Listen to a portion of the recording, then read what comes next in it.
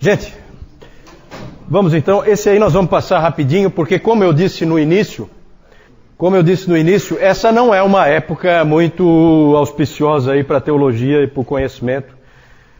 É uma época de soldados e camponeses, como eu disse antes, e também de monges, mas pouco de evolução da teologia. E os nomes aí desse período são Boécio, Isidoro de Sevilha, Dionísio, João Scotus Erigena, todos nomes relativamente desconhecidos. E realmente não é um período muito de grandes nomes na teologia. Por que conhecimento e teologia? Conhecimento e teologia porque essas duas coisas nesse período andam juntas. Tá? Não existe conhecimento sem teologia. Essas coisas andam juntas, não é separado, tá? Nesse período. Vamos falar só rapidamente desse Isidoro de Sevilha. Não é lá um grande teólogo, mas o livro dele, o livro das sentenças, ele foi bispo de Sevilha. O livro das sentenças tornou-se o livro-texto da teologia da Idade Média até o século XII, que aí foi substituído pelo livro do Pedro Lombardo. Esses livros das sentenças, esses livros que têm esse título, são geralmente colagens é um tipo de uma teologia sistemática, mas formada por colagens de textos de teólogos antigos. Então ele pega os livros dos pais e copia trechos de um determinado assunto, mais ou menos organiza por assunto, certo? Então é mais ou menos isso. Esse livro aí foi importante para a teologia na época, porque era, vamos dizer assim, o principal livro de teologia sistemática desse período. Ele também escreveu, esse Isidoro de Sevilha, escreveu um livro chamado Origens, que é um livro de conhecimento secular, um tipo de uma enciclopédia, com o conhecimento da época, certo? As Origens era a principal fonte de conhecimento desse período. Também esse outro nome ali, Dionísio, o Areopagita, que depois, hoje em dia, ele é conhecido como Dionísio, o pseudo-Areopagita, porque, na verdade, o indivíduo que escreveu tentou se fazer passar pelo Dionísio, que aparece lá em Atos 17, que pela tradição, que foi um convertido de Paulo em Atenas, e pela tradição é o primeiro bispo de Atenas. E ele tentou se fazer passar por esse Dionísio. E, na verdade, mais tarde, na época do Renascimento, descobriu-se que, pela análise textual, descobriu-se que, na verdade, esse documento deve ter sido escrito na Síria no século V ou VI. Esse Dionísio dizia que a teologia deve ser feita de forma negativa nos livros dele. Ele enfatizava aquilo que nós não podemos saber. E é claro que esse tipo de abordagem, que a gente chama de abordagem apofática, negativa, é uma abordagem que influenciou muito a Igreja Oriental, certo? Dionísio é muito influente para a Igreja Oriental. E também influenciou muito os místicos, porque a ênfase dele sempre é que nós não podemos conhecer, nós não podemos saber. É uma ênfase na escuridão em que nós estamos. É um jeito estranho de fazer teologia. O interessante é que esse Dionísio aí, ele escreveu um livro chamado Hierarquia Celestial, em que ele escreveu como é toda a hierarquia dos anjos. E aí ele bolou então 3 ordens de anjos, subdivididas em outras 3 ordens de anjos, e ele disse como que esses anjos todos estavam organizados lá no céu. O Calvino debochou muito desse Dionísio aí, porque ele falou, como é que uma pessoa que diz que a gente não pode saber praticamente nada lá do céu, sabia tanto? Né? Estranho, né? E esse livro, Hierarquia Celestial, foi seguido por um outro livro, também do Dionísio, Hierarquia Eclesiástica. Não, da igreja, Hierarquia da igreja. Porque nessa época havia uma ideia de que as coisas que acontecem na Terra correspondem a coisas que acontecem no céu, e o que tem na Terra se assemelha ao que tem no céu. E então essa hierarquia eclesiástica seguia aquele hierarquia celestial. E a igreja gostou bastante desse livro dele, né?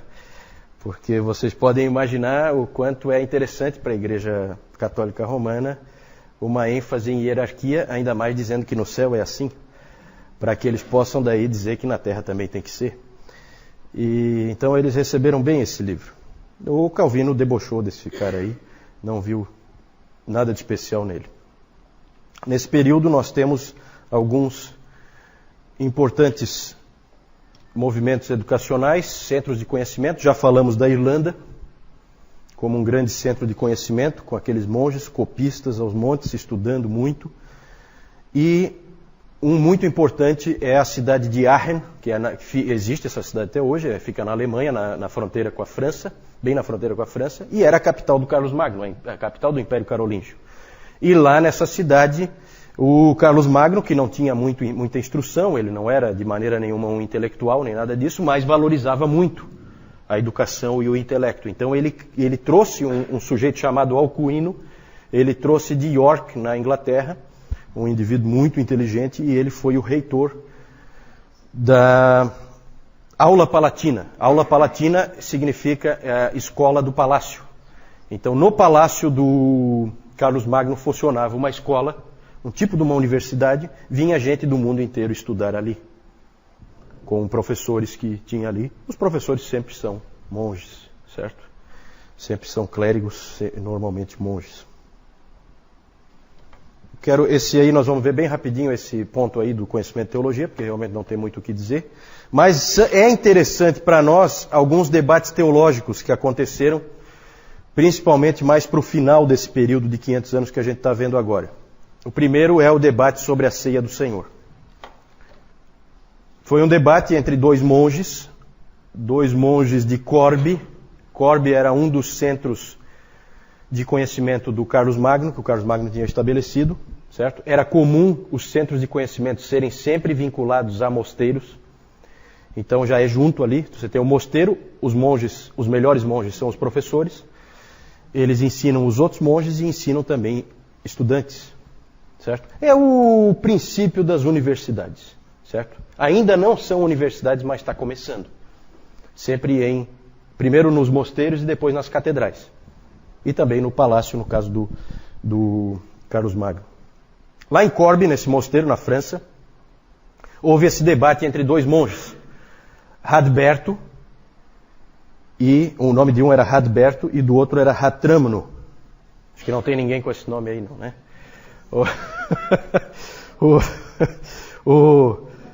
Esse debate ocorreu no século IX, e eles debateram sobre a natureza do corpo de Cristo na ceia.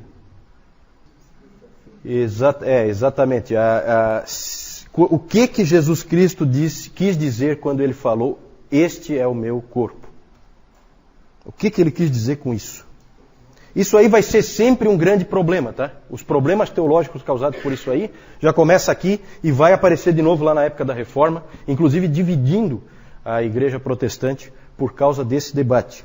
Aqui esse debate ganhou força. O Radberto defendia a presença real, ou seja, que aquele pão virava realmente o corpo de Cristo, ele se tornava o corpo de Cristo. E o Ratramno defendia que era uma presença espiritual. Aí vocês podem imaginar, pelo catolicismo romano hoje, quem é que levou a melhor. Certo? Ratramno foi condenado como herege por ter dito que a presença é espiritual. Aí, o ensino dele foi condenado pela igreja no Sínodo de Vercelli em 1050, como uma heresia.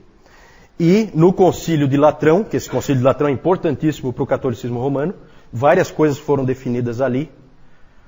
Só que esse já foi em 1215, já é num outro período, mas eu estou falando aqui porque o debate começou nesse período que nós estamos estudando agora. Só foi colocado assim uma pá de cal, resolvido, no Concílio de Latrão em 1215, quando foi colocada como dogma da igreja a doutrina da transubstanciação. Exatamente. Não, a doutrina, então, passou a ser um dogma da igreja e permanece até hoje. Certo? Outro debate sobre a predestinação.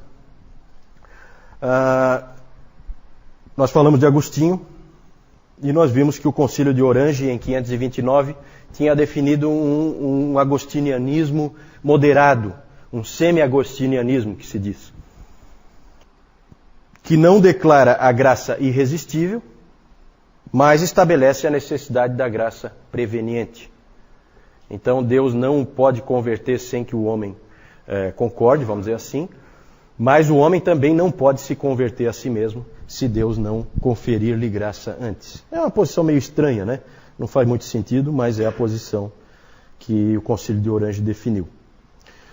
O Agostinho teve que enfrentar os pelagianos e mais tarde os semi-pelagianos, nós vimos isso. O principal adversário dele foi João Cassiano. João Cassiano, monge. Falei para vocês que a resistência ao Agostinho veio principalmente dos mosteiros. E o João Cassiano escreveu um livro chamado As Conferências, e esse livro acabou sendo um livro de muito trânsito, muito destaque, de muita influência na igreja, e com isso a visão de Agostinho foi perdendo força cada vez mais na igreja, até o ponto de desaparecer. Durante a Idade Média, o agostinianismo puro tornou-se muito raro. Um dos poucos que se posicionou com Agostinho foi um monge chamado Gottschalk, monge beneditino, aluno de Ratramno, em Corbe.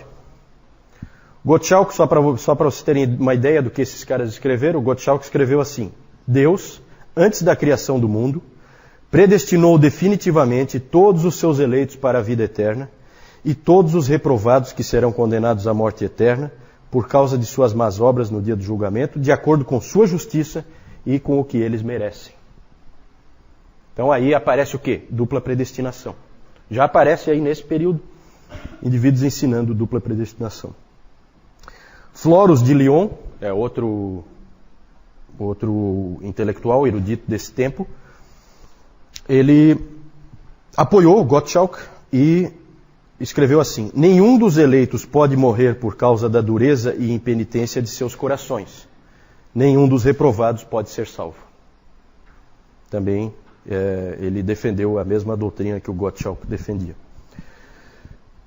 Os dois não defendiam eles defendiam que há predestinação para o céu e predestinação para o inferno, mas não para o pecado. Nenhum deles queria colocar Deus como o autor do pecado.